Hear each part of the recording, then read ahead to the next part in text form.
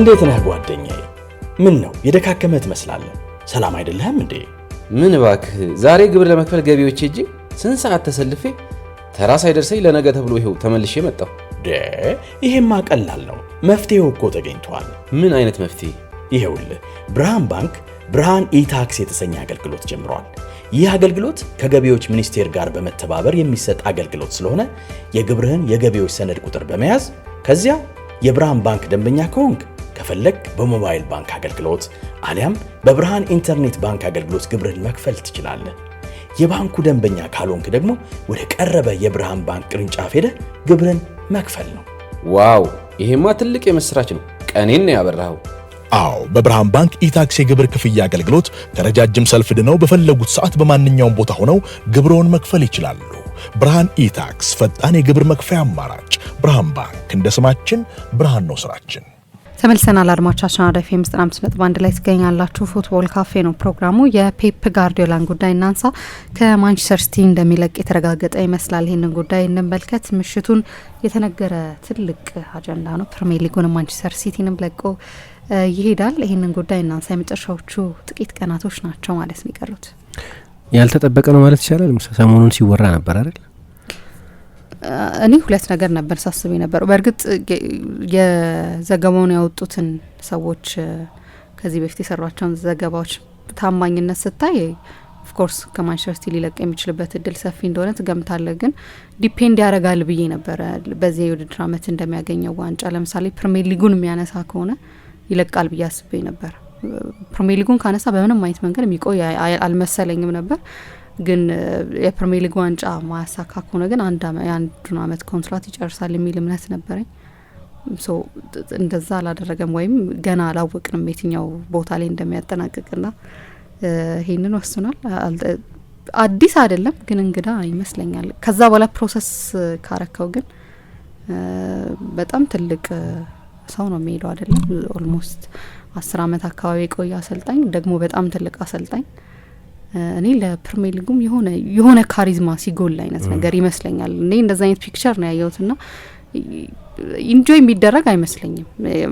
እኔ ፔፕን መኖር ኢንጆይ ያደርገዋለሁ፣ ጂኒየስ አሰልጣኝ መሆኑ እንዳለ ሆኖ ግን ያንዳንዱ እንግዳ የሆኑ ነገሮች የሚያደርጋቸው ተሽላይን ላይ የሚያደርጋቸው ነገሮች ደጋውቱ ላይ በጣም የሚናፈቁ አይነት ሰው ይመስለኛል። እንደ አሰልጣኝ ያለውን ኳሊቲ እንዳለ ሆኖ ጥራት ያለው እግር ኳስ ለፕሪሚየር ሊጉ እኔ የፕሪሚየር ሊጉን መልክ የቀየረ አሰልጣኝ ነው ብዬ አስባለሁ። ደግሞ ለማንቸስተር ሲቲ ሲሆን ከዛ በላይና እንደው ዝም ብሎ ለተፎካካሪ ቡድኖች እንኳን እሳ ሄደ የሚያስብል በዛ ደረጃ የሚያስብልም አይመስለኝም። የሆነ የሚናፈቅ አይነት ሰው ይመስለኛል።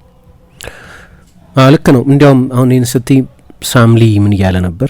ሳምሊ የታወቀ የማንቸስተር ሲቲ ጸሐፊ ነው እና አንቺ ካልሹ ጋር በጣም የሚመሳሰል ነገር ሲል እየሰማሁት ነበር። ምን አለ? አንቺ አሁን አሰልጣኙን ብቻ አይደለም ነው አይደለም፣ ሰውየውንም ነው ፕሪሚየር ሊጉ ሚስ የሚያደርገው። አሰልጣኝና ሰው ሁለት ቦታ መክፈል የሚቻል ይመስል ካራክተሩን እንደ ሰው ያለውን ሰብእና ማለት ነው። እና ለምሳሌ የአንድን ትልቅ ፐርሶናሊቲ መልቀቅ በተመለከተ ምን አለ? ለምሳሌ ሊቨርፑልን ይዋል አርነ ስሎት በመጀመሪያ ሲዝናቸው የፕሪሚየር ሊግ ሻምፒዮን ሆነዋል እና ልክ አሁን ፔፕ ሲለቅ እግር ኳስ የሚሰማው የብርድ ስሜት አለ አይደለም? የሆነ ነገር መጉደል፣ የሆነ ነገር መቀዝቀዝ የሚመስል የሆነ አሰልጣኝ ሳይሆን የሆነ ዘመንን የወሰነ የጓርዲዮላ ዘመን ተብሎ የሚጠቀስ የሆነ ዘመን ያለው አሰልጣኝ እንደ ጓርዲዮላ የሚጫወት ቡድን እየተባለ በመላው ዓለም አማተር ቡድኖች ሳይቀሩ የሚቀዱት ሀሳቡ ከራሱ ክበብ ሞልቶ የተረፈ አይነት ከታሪክ የምንጊዜም ታላላቅ አሰልጣኞች መካከል የአንዱ አሰልጣኝ መልቀቅ የሆነ በእግር ኳስ ውስጥ የሚፈጥረው የቅዝቃዜ ስሜት አለ።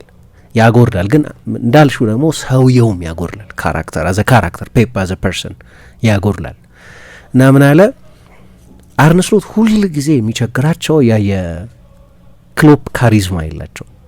ክሎፕም ሲለቁ ክሎፕ በጣም ግሩሙን አሰልጣኝ ብቻ አይደለም ፕሪሚየር ሊግ ያጣው፣ ለየት ያሉትንም ሰውዬ ነው ፕሪሚየር ሊግ ያጣው እና አይ ቲንክ በጣም አሪፍ ነጥብ ይመስለኛል። እንደ ሰውም ሚስ የሚደረግ ፕሬስ ኮንፈረንሶቹ ሚስ ይደረጋሉ። እንዳልሹ በቴክኒክ ቦታው ላይ ማሰልጠኑ ምንም ማብራሪያ የሚፈልግ አይደለም። የኮቺንግ ጂኒየስ ነው እንዳነሳሽው ምሳና ያንን አይነት ስሜት የሚፈጥር ነው። እኔ ምሳ እንዳነሳሽው ምንድነው አሁንም ድረስ ፕሪሚየር ሊግ አሸንፎ ሊያጠናቅቅ ይችላል። ያ እድል አለው።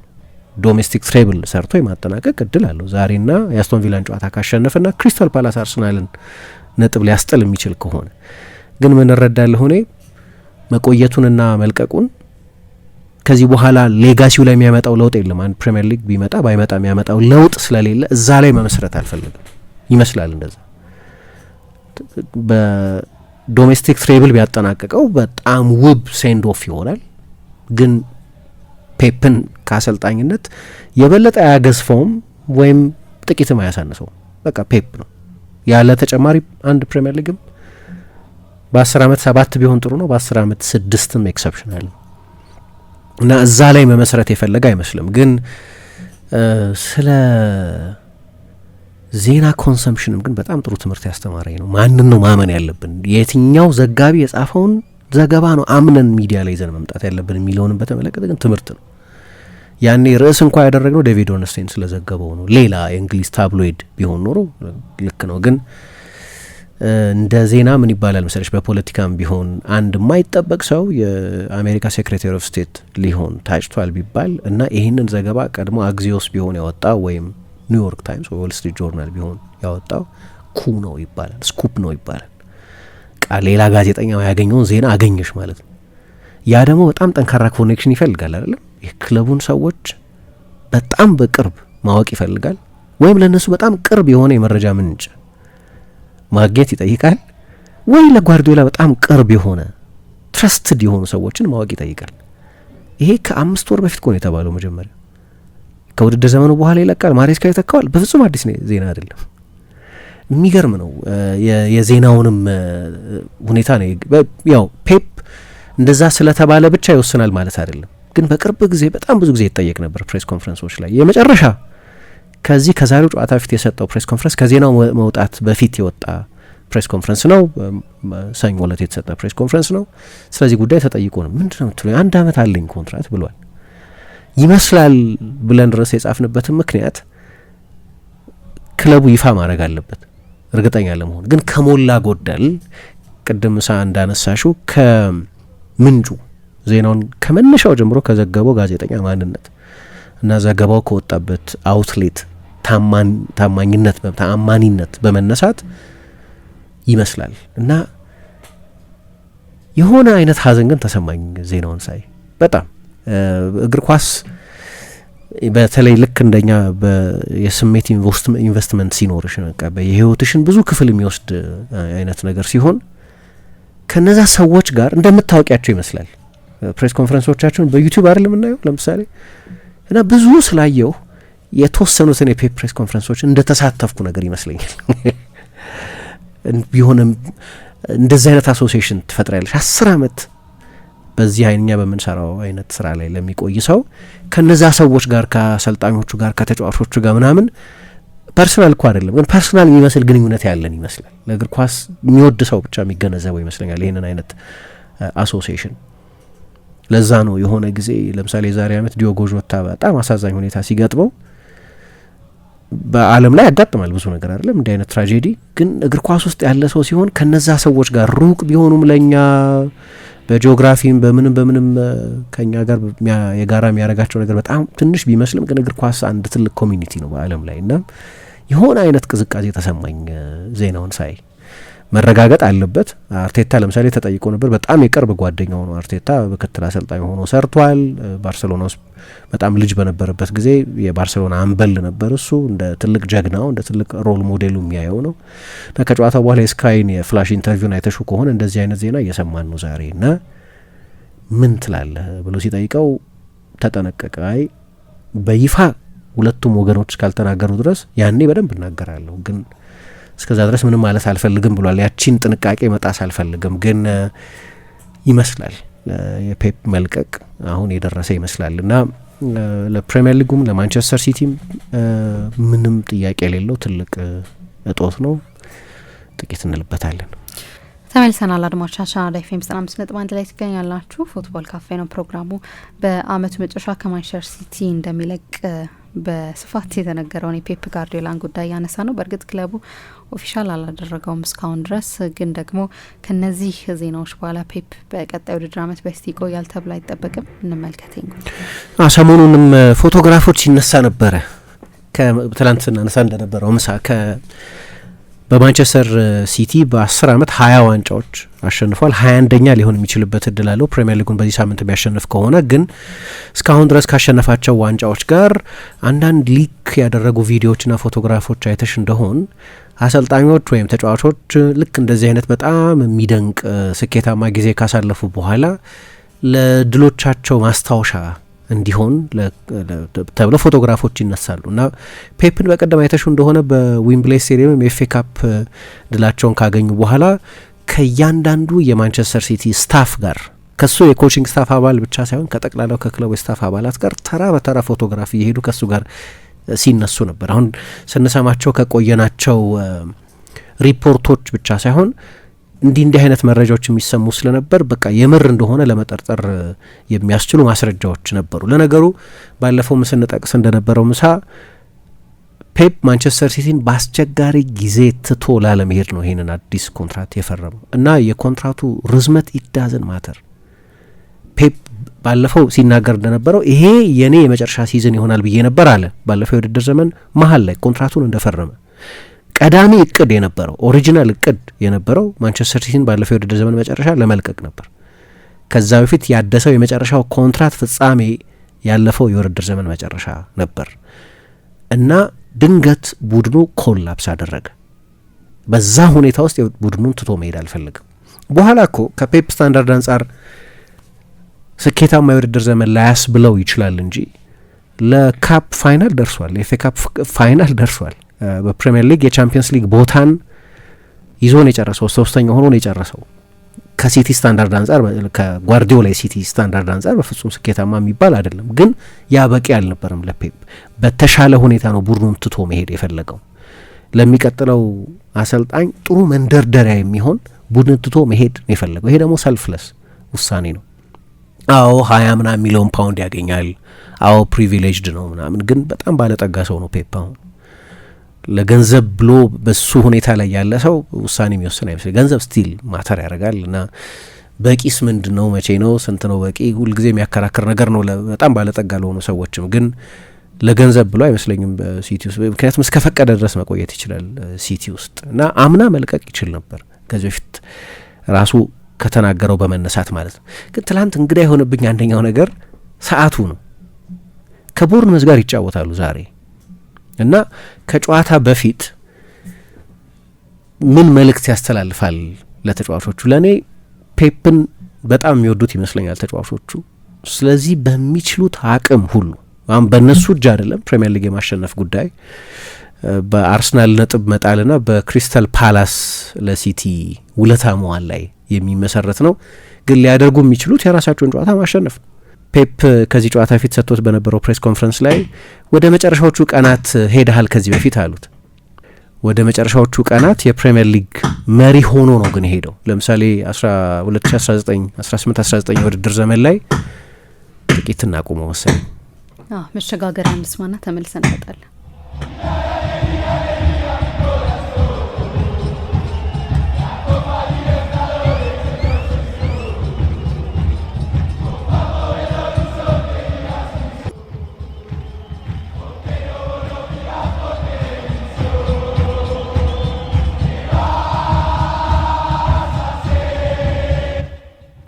ተመልሰናል አድማጮቻችን። የፔፕን ጉዳይ እያነሳ እንገኛለን። የፔፕን ጉዳይ እያነሳን ነው። በማንቸስተር ሲቲ ውስጥ የአንድ ትልቅ ዘመንን መቋጨት ይመስላል አይደለም? አንድ በጣም ታሪካዊ የነበረ ዘመን መቋጨት። ምሳ በቅርብ ጊዜ ስፖርት ዳይሬክተሩ ለጓርዲዮላ ወደ ማንቸስተር ሲቲ መምጣትም ዋና ምክንያት የነበሩ በባርሰሎናም የቀጠሩት ሰው የስፖርት ዳይሬክተር ስራ ነው፣ አሰልጣኝ መቅጠር አይደለም። የብቻው ስራ ባይሆንም ግን የመጨረሻውን ለምሳሌ ኢንተርቪው ያደረጉት እርሳቸው ነበሩ። ቺኪ ቤጌሪስታይን እሳቸው ለቀቁ፣ በሁጎ ቫያና ተተኩ።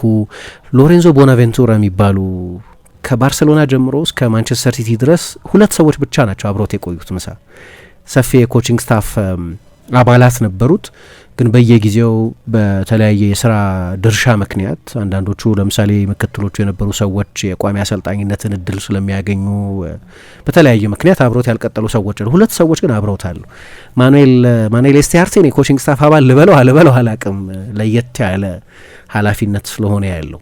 ግን ሎሬንዞ ቦናቬንቱራም የማንቸስተር ሲቲ አካል ዝግጅት አሰልጣኝ በቅርብ ጊዜ ከውድድር ዘመኑ መጨረሻ በኋላ ከኃላፊነት እንደሚለቅ ሰምተን ነበር። እሱም በተለይ ደግሞ ከፔፕ ጋር የአሰልጣኝነት ታሪኩን ያህል የአሰልጣኝነት የማሰልጠን እድሜውን ያህል የቆየ ግንኙነት ስለነበር እሱም እንደ ጠንካራ ምልክት ታይቶ ነበር። ግን ይህንን ዘመን ታላቅ ዘመን ያደረጉ ሌሎች ትልልቅ ተጫዋቾች ደግሞ ኬቨን ደ ብሮይነ ለምሳሌ ባለፈው የውድድር ዘመን መጨረሻ ኢልካይ ጉንዶዋን፣ አሁን ቤርናርዶ ሲልቫ፣ እንደ ጆን ስቶንስ አይነት ተጫዋቾች ከማንቸስተር ሲቲ እና ሌሎችም ብዙ ተጫዋቾች ከማንቸስተር ሲቲ ባለፉት 1-2 ዓመት ብቻ የለቀቁ ናቸው። ከሁሉ በላይ አውራው ደግሞ ጓርዲዮላ ለቀቀና ማንቸስተር ሲቲ በጠንካራ እጆች ውስጥ ያለ ነው። በጣም በጤነኛ ፋይናንስ የሚመራ ነው። አሁን ጠንካራ ሰክሰሽን ፕላን ያላቸውም ይመስለኛል። ኤንዞ ማሬስካ ነው እሱን ይተካል ተብሎ እየተጠበቀ ያለው። ሲቲ ሰርቶ የሚያውቅ ቤቱን የሚያውቅ የጓርዲዮላ ምክትል ሆኖ የሰራ በሲቲ አካዳሚ ቡድን ውስጥ ልክ የሲቲ ዋናው ቡድን እንደሚጫወተው አይነት ተመሳሳይ የታክቲክ ግንዛቤ ያለው ቡድን የገነባና እንደ ፓልመር፣ ሮሜዮ ላቪያ አይነት ተጫዋቾችን ያጎለበተ እነ ሞርጋን ሮጀርስን ያሰለጠነ አሰልጣኝ ነው ኤንዞ ማሬስካ። ስለዚህ ለማንም ለሚከተል ሰው አይደለም ለኤንዞ ማሬስካ ለአንቸሎቲ ከባድ ነው ብዬ ነበር ለባየርን ውስጥ የገጠማቸውን ሁኔታ ስናስታውስ። ስለዚህ ለማሬስካም ከባድ የቤት ስራ ነው። በተለይ በቶሎ ካልተሳካለት፣ በተለይ ቶሎ ዋንጫዎች ካልወሰደ፣ በተለይ ጠንካራ ታክቲካል አይደንቲቲ ያለው ቡድን ካልገነባ በጣም ከባድ ነው። ግን በሲቲ ሰዎች የረጅም ጊዜ እቅድ ይመስላል ማሬስካን ገና ያነጋገሩት መቼ ነው? መጀመሪያ ለቼልሲ ሰዎች ኖቬምበር ላይ ያነጋግረውኛል ብሏል። ስለዚህ ፔፕ በዚህ አመት ይሁን በሚቀጥለው አመት መልቀቁ እንደማይቀር ግልጽ ስለነበር የሎንግ ተርም ሰክሰሽን ፕላን የሚባለውን የወደፊት ዝግጅት ሲያደርግ ቆይቷል። ይሄ በጤናማ ሁኔታ እንደሚተዳደር ክለብ ማለት ነው። ግን ቅድም እንዳልኩት አንድ ታላቅ ዘመን የአንድ ታላቅ አሰልጣኝ ፍጻሜ ሆኗል እና ሁልጊዜም ትልልቅ አሰልጣኞችን መከተል በጣም ከባድ ነው። ስለ ለወደፊቱ በደንብ ማውራታችን አይቀርም። በይፋ ደግሞ በሁለቱም ወገኖች በሁለቱ ተወያይ ወገኖች በቀጣሪው ማንቸስተር ሲቲና በጓርዲዮላ በሁለቱ በኩል ይፋ ሲደረግ የበለጠ አስተማማኝ ይሆናል። በጣም አስተማማኝ የሚመስል መረጃ ነው የመረጃው ምንጭ እና ይህንን ዘገባ ያወጡት ብዙሃን መገናኛዎች። ግን ሌጋሲው ከዋንጫዎች በላይ ነው። ዋንጫዎች ብዙ አሸናፊ አሰልጣኞች እናውቃለን፣ ብዙ ዋንጫ ያሸነፉ አሰልጣኞች። ዋንጫዎቹን የምታሸንፊበት መንገድ ነው ግን ሌጋሲ። ሰዎች የሚኮርጁት አጫወት ያለው አሰልጣኝ ሰዎች ልክ እንደሱ ቡድን ልጫወት ብለው የእሱን ታክቲካል ሞዴል የእሱን የተጫዋቾች አጠቃቀም ፉልባኮችን ኢንቨርት እናደርግና በጨዋታ መሀል አማካይ እናደርጋቸው፣ ግብ ጠባቂን እንደ ተጫዋች እንደ መደበኛ ተጫዋች እንጠቀምበት፣ ሀሰተኛ 9 ቁጥሮችን እንጠቀም፣ በአንድ የሜዳ ስፍራ ላይ ኦቨርሎድ እናደርግ፣ ሜዳውን በ10 የተለያዩ ዞኖች እንክፈል። እነዚህን ሁሉ ሀሳቦች በዓለም ላይ ያሉ በእግር ኳስ የላቁ ሀገራት ውስጥ ይሁን ወይም ባልተሳካላቸው ሀገራት ውስጥ ያሉ አሰልጣኞች በሙሉ ባለፉት 20 ዓመታት ከየትኛውም አሰልጣኝ በላይ ኮፒ ያደረጉት ጓርዲዮላን እና ስፔሻል የሚያደርገው ዋንጫዎቹ ብቻ የተለዩ ነው። 41 ዋንጫዎች አሸንፏል። 41 እና ቁጥሩ የሚያስገርም ነው። በሲቲ ያሸነፋቸውን 21 ዋንጫዎች፣ በባርሴሎና ያሸነፋቸውን 15 ዋንጫዎች፣ በሚዩኒክ ያሸነፋቸውን ዋንጫዎች ጀምረን 41 ግን ዋንጫውን ያሸነፈበት መንገድና በእግር ኳስ ውስጥ የመጨረሻው ስራው ላይሆን ይችላል። አላውቅም ቀጥሎ ያለው እቅድ ምን እንደሆነ። ጭራሽ ከእግር ኳስ ሊወጣ ይሁን ወይ ወደ ብሔራዊ ቡድን አሰልጣኝነት ሊሄድ ይሁን አላውቅም። ምክንያቱም ለአሰልጣኝነት አሁንም ወጣት ነው። ተጨማሪ 15 ዓመት ማሰልጠን የሚያስችል ወጣትነት አለው በትንሹ።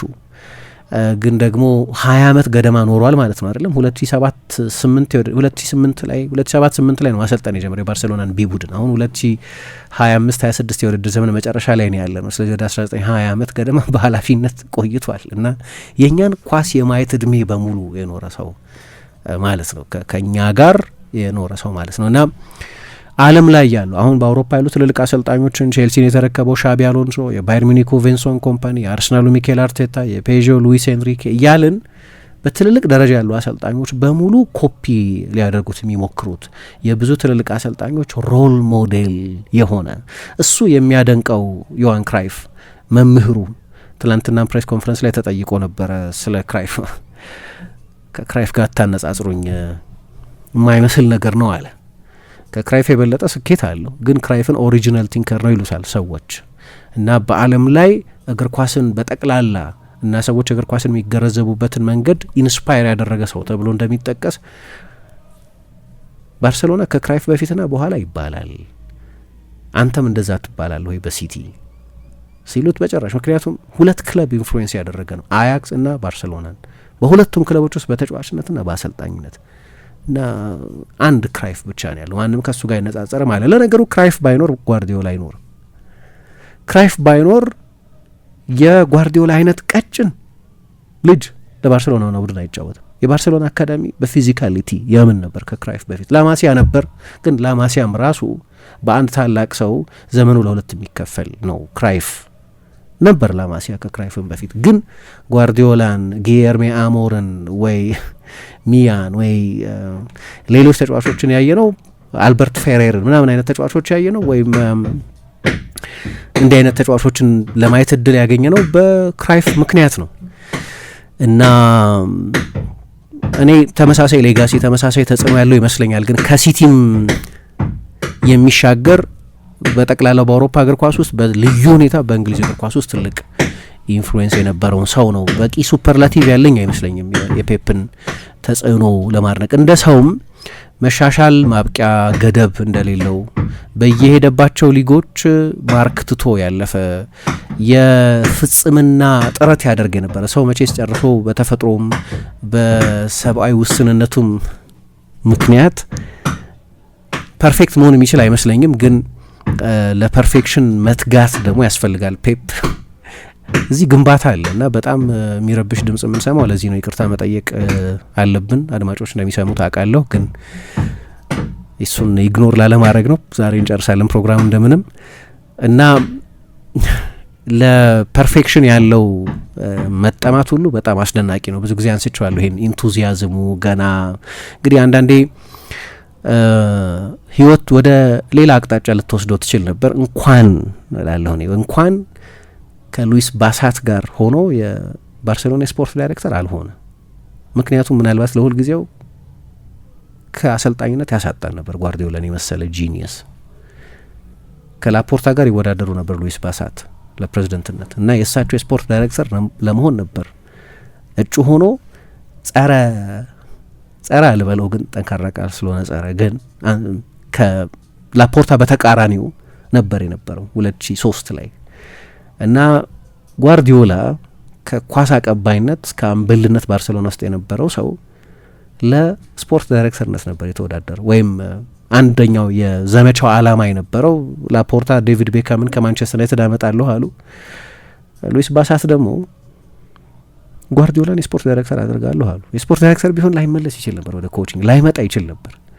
ስለዚህ እንኳን ሉዊስ ባሳት አላሸነፉት ያለ እንኳን ፖንታቬዳራ፣ ሌቫንቴና ናስቲች ዳራጎና የሚባለው ቡድን ሶስቱ ክለቦች ውስጥ የኮቺንግ ላይሰንሱን ከጨረሰ በኋላ የ2006 ጄኔሬሽን የሚባላል የአርኤፍኤፍ የስፔን እግር ኳስ ፌዴሬሽን ለቀድሞ ተጫዋቾች የሚሰጠው የማሰልጠን እድል አለ፣ የኮቺንግ ላይሰንስ የማውጣት እድል ማለት ነው።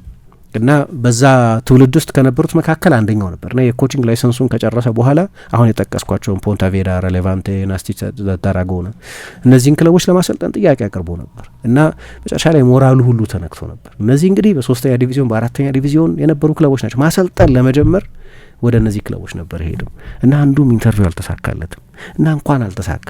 ምክንያቱም ከነዚህ ክለቦች መካከል የአንዱ አሰልጣኝ ቢሆን ኖሮ እግር ኳስ ማይተነበይ ነገር ነው። እነዛን ኤክስፐሪመንታል ሀሳቦች ይዞ መጥቶ ላይሰራ ይችላል። ምክንያቱም የፔፕ የማሰልጠን ስልት በቴክኒክ የላቁ ተጫዋቾችን ይጠይቃል። ሰፋ ያለ የታክቲክ ግንዛቤ ያላቸው ተጫዋቾችን ይጠይቃል። ምናልባት በ3ኛ በ4ኛ ዲቪዚዮን ምናልባት አሁን ያየነው አይነት ውጤታማነት ላናይበት እንችል ይሆናል። ምን አይነት የአሰልጣኝነት አቅጣጫ ሊይዝ እንደሚችል አናውቅም አይደል? እና ሁሉንም ኢንተርቪዎች እንኳን ወደቀ። ምክንያቱም ከዛ በኋላ ነው ላፖርታ የባርሴሎና ቢ ቡድን አሰልጣኝ አድርገው የቀጠሩት። እንኳን ክራይፍ አብሮት ኖረ ያን ጊዜ። ምክንያቱም ብዙ ተጠራጣሪዎች ነበሩት በጊዜው። የመጀመሪያዎቹን ጥቂት ጨዋታዎች ተሸንፎ ነበር የጀመረው በኑማንሲያ የተሸነፈበትን ጨዋታ ጨምሮ ማለት ነው። በዚያ ጊዜ እንደ ክራይፍ አይነት አሰልጣኝ በኋላ የእሱ ሜንተር እሱ እንደ አባት የሚቆጥረው ሰው ኤል ፔሬዲኮ በሚባለው ጋዜጣ ወጥቶ የእኔ ባርሳ እንኳን እንደዚህ አልተጫወተም፣ ከሽንፈት በኋላ ትልቅ ድጋፍ የሰጠው ትልቅ ባኪንግ የነበረው ሰው ነው። ስለዚህ እንኳን ያኔ ክራይፍ አጠገቡ ሆነ። ምክንያቱም በእንደዛ አስቸጋሪ ጊዜ ደጋፊ ያስፈልገው ስለነበር እና ደግሞ እንኳን ላፖርታ ክራይፍን የክለቡ የክብር ፕሬዚደንት አደረጉት። ምክንያቱም በክራይፍ ጠቆማ ነው የባርሴሎና አሰልጣኝ ሆነው። እንኳን 2008 ላይ ከጆዜ ሞሪኞ ይልቅ እሱን መረጠ ባርሴሎናም። ሞሪኞ በራሳቸው በጣም ስኬታማ አሰልጣኝ ናቸው፣ ግን እሳቸው የባርሴሎና አሰልጣኝ ሆኖ ቢሆን ኖሮ ምናልባት ላናየው እንችል ነበር። በባርሴሎና ህይወት እንደዛ ነው አንዳንድ ጊዜ እና እሳቸው ሄዱ እኮ ወደ ኢንተር ሄዱ አይደለም። ከዛ በኋላ በኢንተር ትሬብል ሰሩ። ከዛ ወደ ሪያል ማድሪድ ሄዱ፣ እዛም ዋንጫዎች አሸነፉ። የሞሪኞ ሌጋሲ የተጠበቀ ነው የባርሴሎና አሰልጣኝ ቢሆኑም ባይሆኑም። ግን ጓርዲዮላ ላናየው እንችል ነበር። ምክንያቱም አንድ የቀድሞ የሄታፌ ፕሬዚደንት ምን አሉ?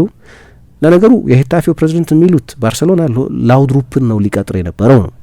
ላውድሩፕን ቢቀጥር ኖሮ እኛ በባርሴሎና ሁለተኛ ቡድን ውስጥ በወቅቱ ሶስተኛ ዲቪዚዮን ውስጥ ይወዳደር በነበረው የባርሳ አትሌቲክ የባርሳ ቢ ቡድን ውስጥ በሰራው ስራ ምክንያት ተመስጠን ስለነበር የሄታፌ አሰልጣኝ እናደርገው ነበር አሉ።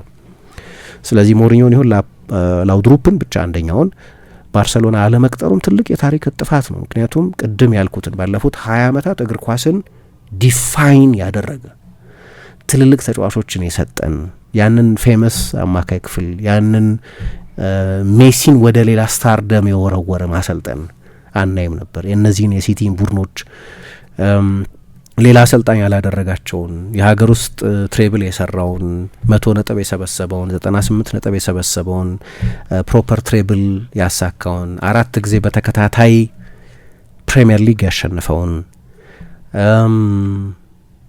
እና ደግሞ ሌሎች ስፔሻል ተጫዋቾችን ያጎለበተውን ለየት ያለ የጨዋታ ስልት ያስተዋወቀውን ጓርዲዮላ አናየውም ነበር። እና እንኳን እነዛ አልሆኑ ምላቸው ብዙ ነገሮች አሉ። እንኳንም ወደ ቼልሲ አልሄደም እላለሁ፣ ምክንያቱም በቼልሲ አይቆይም ነበር።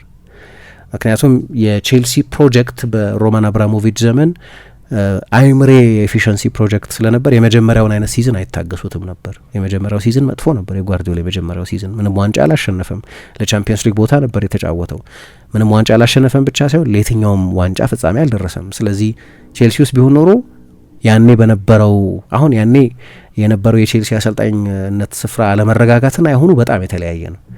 ያኔ ፋይናል ከተሸነፍሽ ትባረሪያለሽ አይደለም ምንም ዋንጫ ካላሸነፍሽ። ስለዚህ ፔፕን እንድናየው እድል የሰጡንን ለሱ በጊዜው ያልሆኑነትን ነገሮች እንኳን አልሆኑለት እላለሁ። እንዴት ነህ ጓደኛዬ? ምን ነው የደካከመ ትመስላለህ? ሰላም አይደለህም እንዴ? ምን እባክህ፣ ዛሬ ግብር ለመክፈል ገቢዎች ሄጄ ስንት ሰዓት ተሰልፌ ተራ ሳይደርሰኝ ለነገ ተብሎ ይኸው ተመልሼ መጣሁ። ይሄማ ቀላል ነው፣ መፍትሄው እኮ ተገኝቷል። ምን አይነት መፍትሄ? ይኸውልህ ብርሃን ባንክ ብርሃን ኢታክስ የተሰኘ አገልግሎት ጀምሯል። ይህ አገልግሎት ከገቢዎች ሚኒስቴር ጋር በመተባበር የሚሰጥ አገልግሎት ስለሆነ የግብርህን የገቢዎች ሰነድ ቁጥር በመያዝ ከዚያ የብርሃን ባንክ ደንበኛ ከሆንክ ከፈለግ በሞባይል ባንክ አገልግሎት አሊያም በብርሃን ኢንተርኔት ባንክ አገልግሎት ግብርህን መክፈል ትችላለህ።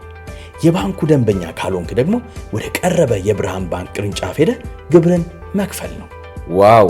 ይሄማ ትልቅ የምስራች ነው። ቀኔን ነው ያበራኸው። አዎ በብርሃን ባንክ ኢታክስ የግብር ክፍያ አገልግሎት ከረጃጅም ሰልፍ ድነው በፈለጉት ሰዓት በማንኛውም ቦታ ሆነው ግብርዎን መክፈል ይችላሉ። ብርሃን ኢታክስ ፈጣን የግብር መክፈያ አማራጭ። ብርሃን ባንክ እንደ ስማችን ብርሃን ነው ስራችን።